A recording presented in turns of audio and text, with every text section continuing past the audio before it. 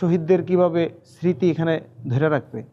এই জন্য ওই সময়ের তৎকালীন এমপি ছিল, তো উনি এইটাকে মসজিদ করার জন্য সহযোগিতা করেছিল।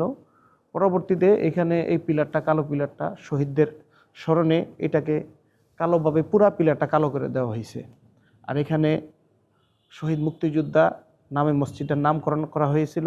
আগে মসজিদটার নাম নুরি মসজিদ ছিল, কিন্তু এখানে এই মুক্তিযোদ্ধাদের যাদের হাড়গোড় পাওয়া গেছে, এগুলো পাওয়ার পরেই এই মসজিদের নাম চেঞ্জ করে মুক্তিযোদ্ধা জামে মসজিদ রাখা হয়েছে।